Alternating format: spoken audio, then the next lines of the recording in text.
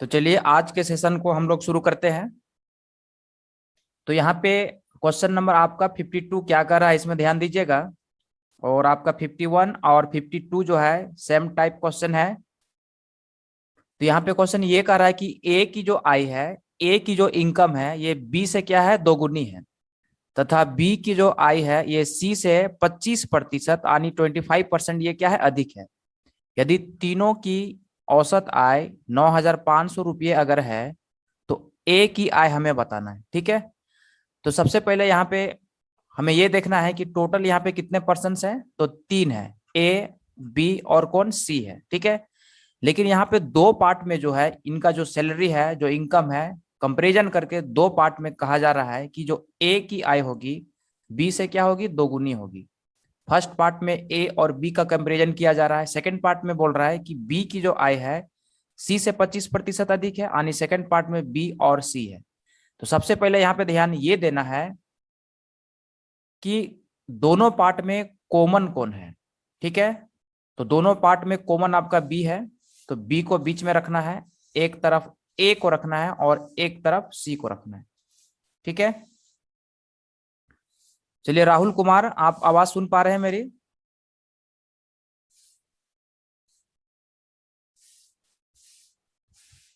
तो इस तरीके से ए बी सी को जो है एक लाइन में हमने रखा, क्योंकि जो भी कंपैरिजन दो पार्ट में किया जा रहा है इसको एक सिंगल रेशियो में हमें लाना है। ठीक है, तो चलिए जिस तरीके से यहाँ पे कहा गया है इस तरीके से हम यहाँ पे सेट कर लेंगे कि ए की जो आय है बी से क्या है, दोगुनी है, तो 2:1 का रेशियो बनेगा यहाँ पे।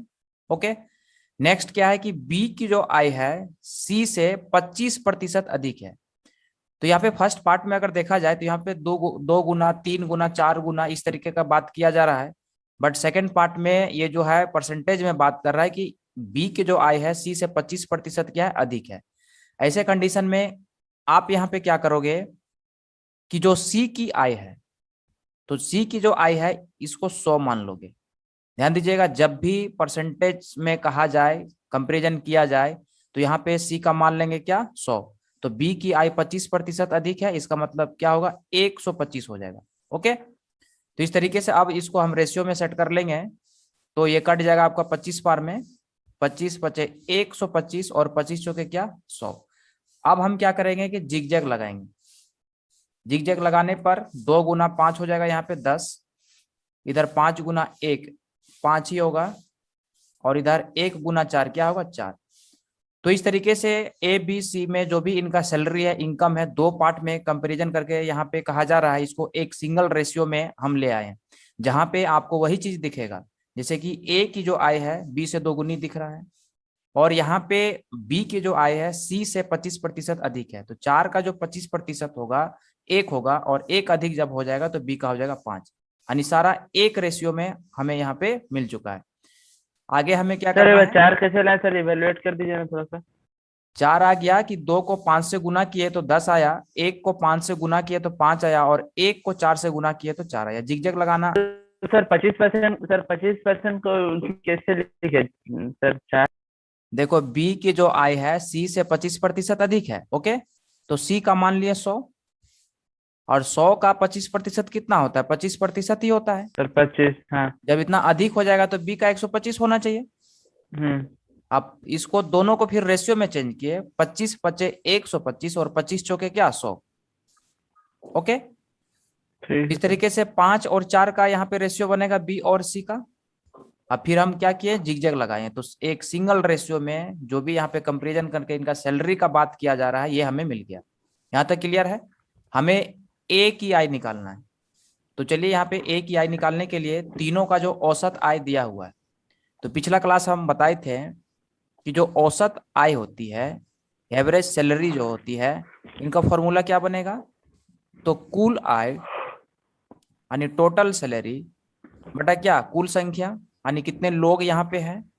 ध्यान दीजिएगा, अब यहाँ पे इन तीनों का अगर कुल आय निकालना है, टोटल अगर इनकम निकालना है इन तीनों का, तो इसके लिए हम क्या करेंगे, यहाँ पे इन तीनों का जो कुल आय होगा ये फाइंड करने के लिए फॉर्मूला क्या बनेगी, तो तीनों का जो औसत आय है ये मल्टीप्लाई हो जाएगा जितने भी यहाँ पे लोग हैं इसके साथ, यानी कुल संख्या के साथ। तो बोल सकते हैं औसत गुना संख्या बोल सकते हैं। ठीक है, तो सभी के आय का औसत 9500 है, और यहाँ पे टोटल कितनी संख्या है लोगों की, तो 3 है। तो इन तीनों की जो कुल आय है इतना होगी। अब हम क्या करेंगे कि कुल आय को रेशियो के कुल आय से डिवाइड करेंगे। तो 10 और 5 15, और इधर से 4 19 हो गया। 19 से आप डिवाइड करो, 19 बच्चे यहाँ पे हो जाएगा आपका कितना, 95 हो जाएगा। 500 बार में कट गया, 500 गुना 3 कितना हो जाएगा, 1500 हो जाएगा। अब 1500 से क्या करोगे, सारा रेशियो को गुना करोगे। क्योंकि हमें ए का पूछा गया है, तो आप ए के रेशियो से गुना कर दो। तो क्या हो जाएगा, 1500 गुना 10, 15,000। ठीक है, सर उसमें सर 3 क्यों किया सर, 3 से कैसे किया इनटू? 15,000, और ये 9500। हमारा हो जाएगा आंसर। अगर बी का पूछा जाता 5 को 15 से गुना करते, अगर सी का आई पूछा जाता तो 1500 को 4 से गुना करते। ठीक है, हाँ बोलो जी। सर 3 से इंटू क्यों किया सर वहाँ? अभी मैंने बताया कि औसत आय का जो फॉर्मूला बनती है, कुल आय बटा क्या, कुल संख्या। Yes sir. अब यहाँ से अगर तीनों का कुल आय अगर निकालेंगे तो फॉर्मूला क्या बनेगी, जो इनकी औसत आय है और जो कुल संख्या इनका है। तो औसत आय तो हमारा 9500 दिया हुआ है, और कुल संख्या यस कितनी है सर। लोगों की, तो 3 है, तो गुना 3। हाँ ठीक, ठीक है ओके, सर। और ठीक। टोटल ये हमारा बन गया, और टोटल को रेशियो के टोटल से भाग देते हैं, डिवाइड करते हैं। तो इस तरीके से हमारा ए का जो है इनकम क्या होगा, 15,000 रुपये, और ये हमारा आंसर होगा। बिल्कुल जो पिछला क्वेश्चन आप लोगों ने पढ़ा था, क्वेश्चन नंबर 51, ठीक है, ये और 52 जो है सेम क्वेश्चन है ना। सिर्फ इसमें अंतर क्या है, तो अगर अंतर की अगर हम बात करें तो ध्यान दीजिएगा, इसमें बी की जो आय है ये सी से 25% अधिक है, परसेंटेज में यहाँ पे कहा गया, इसीलिए थोड़ा सा ये अलग क्वेश्चन है। तो इसको 100 मान के जो है इसको रेशियो हम सेट कर लिए, बाकी कोई दिक्कत नहीं है। ओके, तो इस तरीके से ये 52 जो है आपका क्लियर हुआ। नेक्स्ट क्वेश्चन 53 पे आते हैं, और ये जो क्वेश्चन है ये आपका एवरेज चैप्टर का लास्ट क्वेश्चन है, ध्यान दीजिएगा। और यहाँ पे आपका एवरेज चैप्टर जो है कंप्लीट हो जाएगा। ओके, तो देखिए लास्ट क्वेश्चन क्या है कि ए बी सी की औसत भार कितना है, 84 किलो है, 84 kg है। ठीक है, तो बताइए ए बी सी की कुल भार यहाँ पे क्या होगा, ए बी प्लस सी की जो कुल भार होगा ये क्या होगा, तो चूंकि औसत गुना संख्या हो जाएगा। ऐसा क्यों, तो जरा ध्यान दीजिएगा आप। अगर हम औसत भार की बात करें, ठीक है, औसत भार कितना, मतलब ये तीनों का जो है वेट है, इसकी अगर हम बात करें तो ये हो जाएगा आपका कुल भार, कुल भार इन तीनों का कुल भार बटा क्या, कुल संख्या। ध्यान दीजिएगा, अब यहाँ पे इन तीनों का अगर कुल भार निकालना है, टोटल वेट निकालना है, तो यहाँ पे फॉर्मूला क्या बन जाएगी, औसत भार इन तीनों का एवरेज वेट इंटू क्या हो जाएगा, जो इनकी संख्या है ना। तो 3 लोग हैं तो 3 से गुना करोगे इनके औसत भार को। तो 84 औसत है तीनों का, और यहाँ पे 3 लोग हैं तो 3 से गुना करेंगे, यानी औसत गुना संख्या जो होता है कुल होता है। तो इस तरीके से मल्टीप्लाई करने पर 4 तिया 12 का 2, 1 8 तिया 24 और 1 क्या 25, यानी ए बी सी के तीनों का जो कुल भार होगा वो कितना होगा, 252 kg होगा। ओके, आगे हम क्या करेंगे, आगे बोल रहा है कि इनमें डी को मिलाने से औसत भार 80 किलो हो जाता है। तो चलिए यहाँ पे डी को मिला देते हैं, ए बी सी प्लस क्या डी। अब इन चारों का जो औसत भार है हो जाता है 80 किलो। तो इन चारों का कुल भार क्या होगा, तो 80 गुना 4 हो जाएगा, क्योंकि कुल बराबर होता है औसत गुना क्या, संख्या। अभी इधर फॉर्मूला आपको दिख रहा है, ठीक है। तो यहाँ पे हो जाएगा 8 चौके 32, 320 kg। अब यहाँ पे आप लोग बताइए कि यहाँ पे डी का भार क्या होना चाहिए। 320 माइनस 252। जी हाँ, ए बी सी का जो है तीनों का 252 है, जैसे ही डी आ गया 320 हो गया। तो जितना यहाँ पे बढ़ा वेट वो डी का होगा। तो 320 में क्या करोगे, 252 को माइनस सर करोगे, 68। तो 68 kg जो है यहाँ पे डी का भार होगा, सिंपली। ठीक है, ये आ गया। आगे करना क्या है कि यदि ए के स्थान पर ई को लिया जाए तो बी सी डी ई का जो औसत भार है 79 kg हो जाता है। तो चलिए यहाँ पे बी सी डी, अब यहाँ पे ए के बदले लिया जा रहा है ई को, तब इन सभी का जो औसत भार है ये 79 kg हो जाता है। तो बताइए इन चारों का बी सी डी ई का कुल भार यहाँ पे क्या होगा, तो गुना 4 हो जाएगा क्योंकि औसत गुना संख्या कुल होता है। तो 79 इंटू 4 करोगे तो 9 चौके 36 का 6, 3 7 चौके 28 और 3 क्या 31 यानी 316 केजी जो है इन चारों का भार होगा बी सी डी और ई का। आगे कह रहा है कि यदि ई का भार डी से 3 किलो अधिक है, चलिए इसको सेट करते हैं। इधर जो फॉर्मूला लिखे हैं इसको मिटा देते हैं, इसको आप समझ चुके हैं।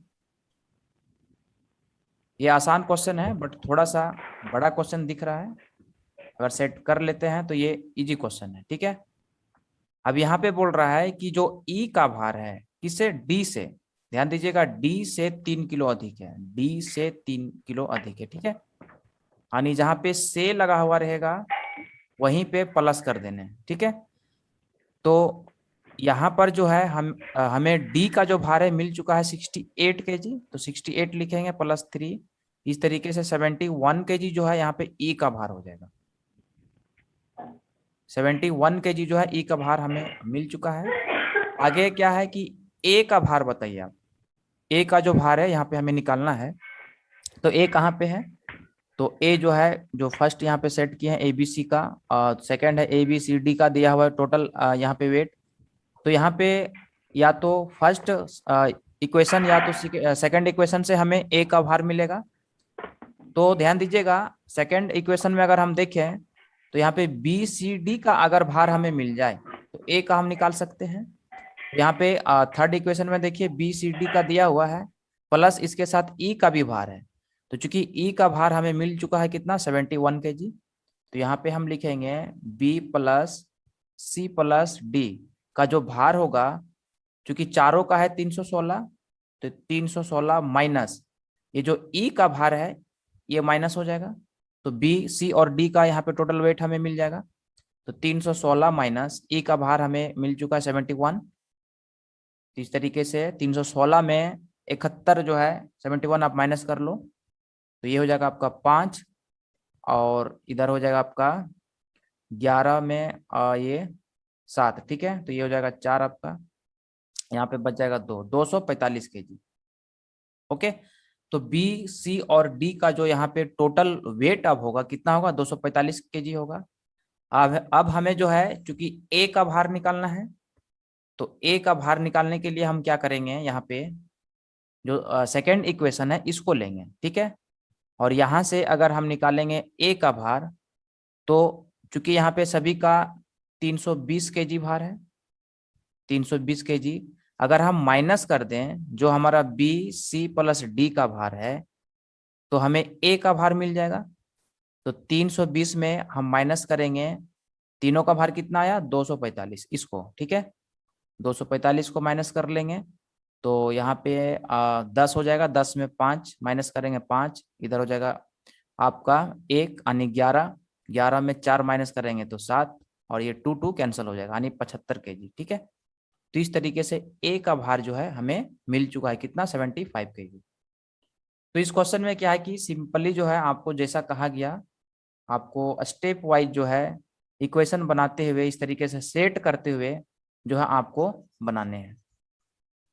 किस इक्वेशन को कहाँ पुट करोगे और किसमें जो है किसका वेट आएगा ये आपको ध्यान देना है, और इस तरीके से ए का जो भार है यहाँ पे आपको निकाल लेने, ठीक है। एक दो बार प्रैक्टिस करेंगे तो इस टाइप के जो क्वेश्चंस होते हैं इसको आसानी से आप बना सकते हैं। तो क्वेश्चन क्लियर है? Yes sir. चलिए ओके। अब यहाँ पे आपका जो एवरेज चैप्टर है ये आपका कंप्लीट हो चुका है, और इस चैप्टर का जो है पीडीएफ जो भी नोट्स है क्वेश्चंस का ये आप लोगों को मिल चुका है। इसके साथ ही जो भी अभी तक हम पढ़ाए हैं टोटल वीडियो भी जो है आप लोग को मिल गया होगा, अगर नहीं मिला है तो नेहा मैम से आप ले लेंगे, कोई दिक्कत नहीं है, ठीक है। इसके बाद नेक्स्ट चैप्टर जो है वेरी इंपॉर्टेंट चैप्टर हम लोग स्टार्ट करेंगे, प्रॉफिट एंड लॉस। तो यहाँ पे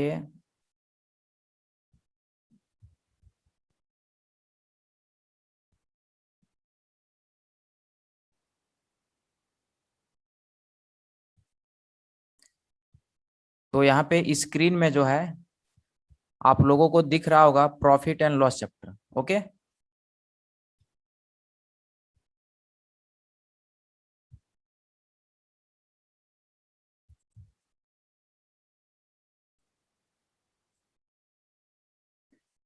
तो ये है आपका प्रॉफिट एंड लॉस चैप्टर। और यहाँ पे टोटल इस चैप्टर में कितने क्वेश्चन पढ़ने हैं, तो चलिए क्वेश्चन एक बार जो है पूरे क्वेश्चन को हम लोग देख लेते हैं।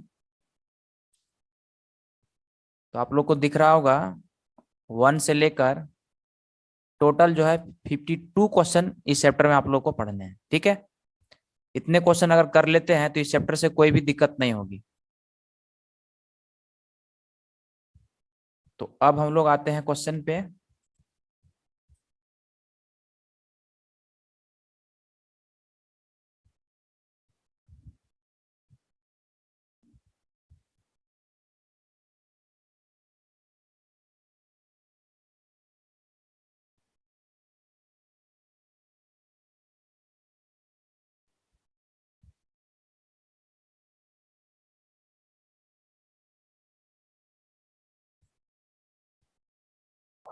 सर एलडीसी के लिए सर लोएस्ट डिवीजन कलर के लिए भी किरण से क्वेश्चन बनाएंगे, जो जो किरण में आया है।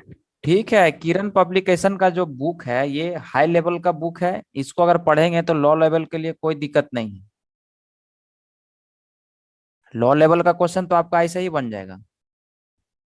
सर कुछ कुछ क्वेश्चन प्रॉब्लम भी होता है, पैनिक रहता था उसका। चलिए अब ध्यान दीजिएगा, जो न्यू चैप्टर आज हम लोग स्टार्ट करेंगे प्रॉफिट एंड लॉस, और इसको हम लोग कहेंगे लाभ और क्या हानि। ठीक है, तो प्रॉफिट एंड लॉस का जो क्वेश्चंस यहाँ पे आपको मिलेगा, या जो क्वेश्चंस हम लोग करेंगे, क्वेश्चंस करने से पहले प्रॉफिट एंड लॉस लॉस से रिलेटेड कुछ वर्ड्स हैं जिसके बारे जो है आपको समझना होगा। ओके, तो सबसे पहला वर्ड जो है आपका क्रय मूल्य है। ध्यान दीजिएगा, क्रय मूल्य को हम लोग कहेंगे कॉस्ट प्राइस। कॉस्ट प्राइस, और जब क्रय मूल्य हम लोग लिखेंगे क्वेश्चन बनाते समय, तो वहां पे इसको शॉर्ट में हम लोग लिखेंगे सीपी। क्या लिखेंगे? सीपी। और सीपी का मतलब क्या होगा? कॉस्ट प्राइस, और इसका मतलब क्या होगा? क्रय मूल्य। अब यहाँ पे आगे ध्यान दीजिएगा कि जो हमारा लाभ या हानि होता है वह हमेशा क्रय मूल्य पर ही होता है। अभी आप लोग को डिटेल से बताएंगे, लाभ या हानि जो होता है हमेशा किस पर होता है? क्रय मूल्य पर ही होता है। ओके, और यहाँ पे क्रय मूल्य जो है हम लोग 100 मान के लेंगे, 100 मानेंगे क्रय मूल्य को। क्रय मूल्य अगर हमें फाइंड करना हो, कॉस्ट प्राइस अगर निकालना हो क्वेश्चन बनाते समय, तो वहां पे हम कितना मानेंगे? 100 मानेंगे। ठीक है, अब यहाँ पे सबसे पहले सभी को मालूम होगा कि क्रय मूल्य क्या होता है।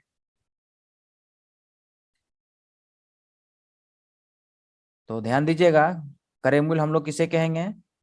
तो मार्केट में किसी भी वस्तु को, ठीक है, मार्केट में किसी भी वस्तु को जिस रेट पर हम लोग खरीदते हैं, उस रेट को, उस मूल्य को हम लोग क्या कहते हैं? क्रय मूल्य कहते हैं, कॉस्ट प्राइस कहते हैं। ठीक है, और ये आप अभी से ही रट लें कि कॉस्ट प्राइस को, क्रय मूल्य को क्या लिखना है? सीपी लिखना है। क्या लिखना है? सीपी।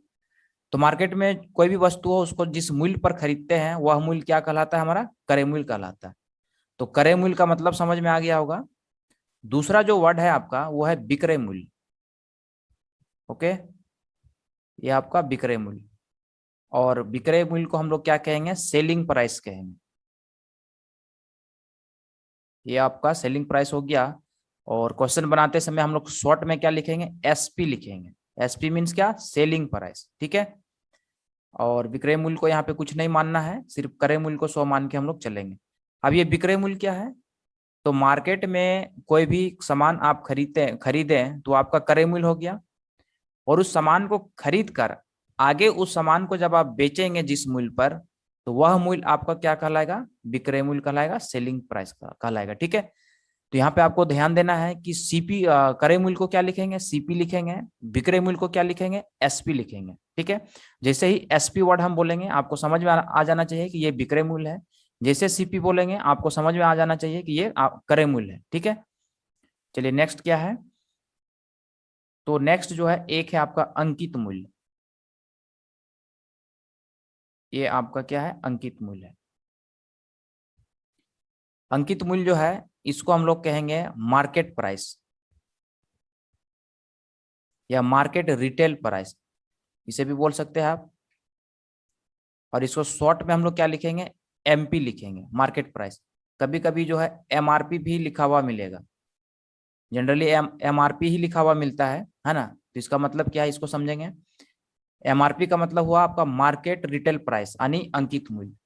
और बाजार में कोई भी सामान जब हम खरीदते हैं तो उस टाइम हमें जो भी छूट या बट्टा दिया जाता है, छूट या बट्टा, ये जो है हमें अंकित मूल्य पर ही दिया जाता है, ठीक है, यानी एमआरपी रेट पर ही दिया जाता है। तो इस तरीके से यहाँ पे 3 वर्ड आपको समझने हैं। पहला क्या, क्रय मूल्य, दूसरा क्या विक्रय मूल्य, और तीसरा क्या अंकित मूल्य। अब यहाँ पे अंकित मूल्य का अगर बात करें तो क्वेश्चंस में अगर हमें अंकित मूल्य निकालना है, ठीक है, मार्केट प्राइस अगर निकालना है तो यहाँ पे इसको 100 मान के हम लोग चलेंगे, ठीक है, यानी 100 मानेंगे। और छूट या बट्टा हमेशा किस पर दिया जाता है, यानी डिस्काउंट किस पर दिया जाता है, अंकित मूल्य पर दिया जाता है। अब कहोगे कि सर यहाँ पे जो फर्स्ट में लिखे हैं क्रय मूल्य पर ही लाभ या हानि होता है, ठीक है, तो किस तरीके से लाभ या हानि होगा क्रय मूल्य पर। तो ध्यान दीजिएगा, मान लीजिए कि कोई भी सामान हमने खरीदा 100 रुपये में और इसको जो है हम बेच दिए, मेरा जो विक्रय मूल्य है 130 रुपया है, तो हमें प्रॉफिट कितने का हुआ, 30 रुपया का हुआ। तो जब आप प्रॉफिट देख रहे हैं 30 रुपया का हुआ, तो यहाँ पे 30 रुपया जो प्रॉफिट हुआ इसके लिए हमें क्रय मूल्य को देखना पड़ रहा है कि क्रय मूल्य जो है हमारा 100 है और 30 बढ़ा के हम बेचे तो 30 रुपया का प्रॉफिट हुआ। तो कहीं ना कहीं ये जो प्रॉफिट दिख रहा है ये क्रय मूल्य पर ही हुआ, ठीक है। लेकिन अगर वस्तु को आप बेच दिए 60 रुपये में, तो अब आप बताइए यहाँ पे हानि जो है कितने का होगा, 40 रुपये का हो जाएगा। तो 40 रुपये की जो हानि हो रही है, अब किससे जो है बेस या किससे रिलेट करके ये बोल रहे हैं कि 40 रुपये का हानि हो रहा है, तो आप फिर सीपी को देख रहे हैं कि सीपी हमारा क्रय मूल्य 100 है, 60 में बेचे तो 40 का क्या हुआ, लॉस हो गया। यानी कहीं ना कहीं आपको दिख रहा होगा कि प्रॉफिट या लॉस जो होता है हमेशा क्रय मूल्य पर ही हो रहा है, ठीक है। इसी तरीके से छूट या बट्टा जो दिया जाता है किस पर, तो अंकित मूल्य पर, मार्केट प्राइस पर। तो यहाँ पे ये तीनों वर्ड का मतलब आप लोगों को समझ में आ गया होगा। चलिए नेक्स्ट कुछ फॉर्मूले हैं, इसको देखते हैं। सर वहाँ क्या लिखे सर, एमपी के बगल में? एमपी के बगल में छूट या बट्टा लिखे हैं, डिस्काउंट, ठीक है, ये छूट या बट्टा है जिसको डिस्काउंट कहते हैं। चलिए नेक्स्ट कुछ फॉर्मूला जो है प्रॉफिट एंड लॉस से बनती है। तो सबसे पहला फॉर्मूला आप लोग पढ़े होंगे कि क्रय मूल्य बराबर होता है क्या, लाभ बराबर क्या होता है, विक्रय मूल्य बराबर क्या होता है। तो यहाँ पे अब जो है आप लोगों को एक भी फॉर्मूला जो है रटने की जरूरत नहीं पड़ेगी, ठीक है। इसके लिए एक बेसिक कॉन्सेप्ट आप लोग को बता रहे हैं कि जब देखिए, जब वस्तुओं को बेचा जाता है तो वहां पे 2 कंडीशन होता है, कभी लाभ होगा या हानि। तो जब लाभ का केस होगा, जब लाभ होगा वस्तुओं को बेचने पर, वैसे केस में यहाँ पे फॉर्मूला क्या बनेगी। और जब वस्तुओं को बेचेंगे तो जब हानि होगी तो हानि का केस में फॉर्मूला क्या बनती है, ठीक है। यहाँ पे क्रय मूल्य अगर किसी वस्तु का मान लेते हैं 100 और इस वस्तु को जो है बेचे हम 130 रुपये में, तो यहाँ पे हमें लाभ कितने का हुआ, 30 रुपये का हुआ। अब आप बताइए यहाँ से लाभ के केस में, प्रॉफिट के केस में अगर आपसे पूछा जाए कि बताइए क्रय मूल्य क्या होगा, यदि आपको प्रॉफिट हो रहा है तो क्रय मूल्य हमारा 100 है और ये 100 जो है ये फाइंड करने के लिए 130 से माइनस करोगे 30, यानी फॉर्मूला बनेगी क्या, एसपी माइनस पी। इसका मतलब ये हुआ कि जो क्रय मूल्य है इसका फॉर्मूला बनेगा प्रॉफिट के केस में विक्रय मूल्य माइनस क्या, लाभ, ठीक है। तो बहुत ही आसान है। दूसरा, अगर आपसे पूछा जाए लाभ के केस में आप विक्रय मूल्य का फॉर्मूला बताओ, तो विक्रय मूल्य का जो फॉर्मूला यहाँ पे बनेगा, हमें 130 निकालना है, ये निकालने के लिए जो सीपी है आपका क्रय मूल्य और जो प्रॉफिट है इसको जोड़ना पड़ेगा। तो यहाँ पे विक्रय मूल्य का जो फॉर्मूला बनेगा वो क्रय मूल्य प्लस क्या बनेगा, लाभ बनेगा, ठीक है। तीसरा फॉर्मूला, अगर लाभ के केस में अगर आप लाभ निकालना है कितने का प्रॉफिट हुआ, तो इसके लिए सीधी सी बात है, विक्रय मूल्य से आप घटाओगे किसको, क्रय मूल्य को, तो एसपी माइनस क्या, सीपी बनेगा। तो 3 फॉर्मूले जो है हमें बुक में देखने को मिलते हैं और वहां पे अगर रटने की कोशिश करोगे तो आज रटा, 1 घंटे के बाद आप भूल जाओगे, ठीक है। इसलिए इस कॉन्सेप्ट को अगर आप पकड़ लेते हैं कि लाभ के केस में 100 मान के आप ले लेते हैं और आपसे कोई भी फॉर्मूला अगर पूछा जाए तो आप आसानी से जवाब दे सकते हैं। ठीक है, चलिए हानि के केस में देख लेते हैं। अभी मान लेते हैं 100 रुपया क्रय मूल्य, और इसको जो है हमने बेचा 80 में, तो अब हमें क्या होगी, हानि होगी 20 रुपये की। तो बताइए हानि के केस में क्रय मूल्य का फॉर्मूला क्या बनेगा, तो विक्रय मूल्य प्लस क्या जो हानि हो रहा है, एसपी प्लस क्या लॉस हो जाएगा यहाँ पे। दूसरा अगर आपसे पूछा जाए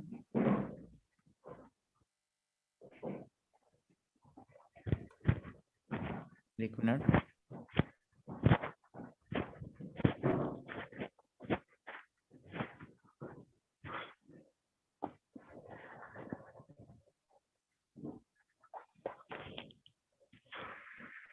चलिए यहाँ पे दूसरा अगर विक्रय मूल्य पूछा जाए क्या होगा, हानि के केस में ये 80 आपको निकालना है, तो क्या होगा क्रय मूल्य माइनस क्या हानि हो जाएगा। तीसरा अगर हानि के केस में हानि निकालना है तो आपको क्या करना पड़ेगा कि जो क्रय मूल्य है इसमें विक्रय मूल्य को माइनस करना पड़ेगा। इस तरीके से 3 फॉर्मूला यहाँ आपका बना।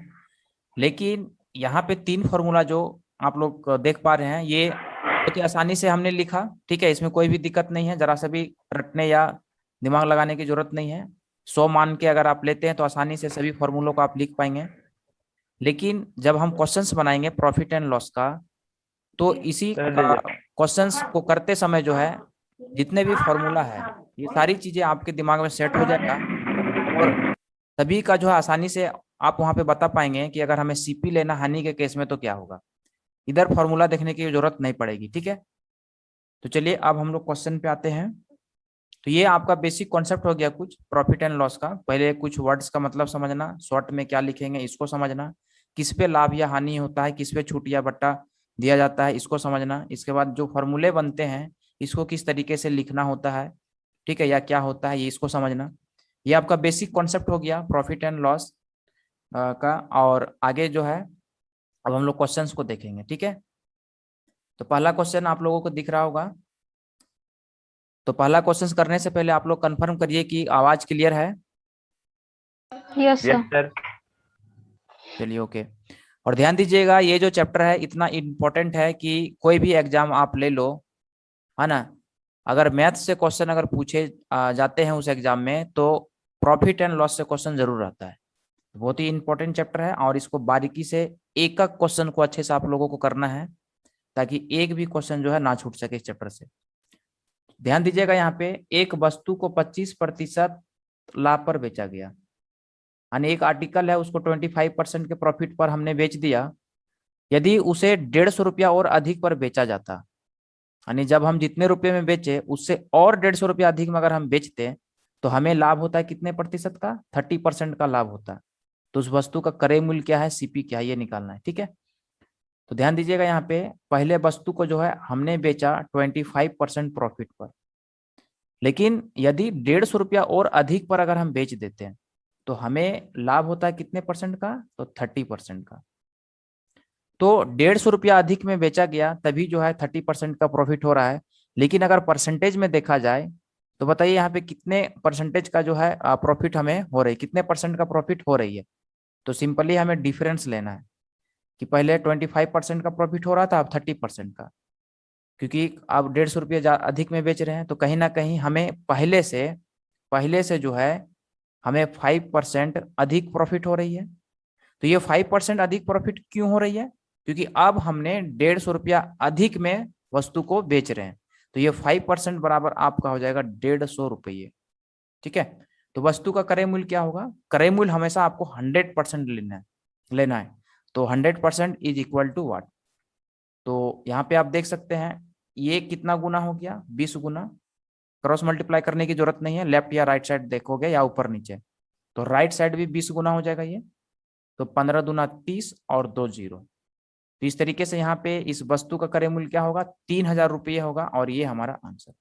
इजी है। चलिए क्वेश्चन क्लियर है, आप लोग बताइए।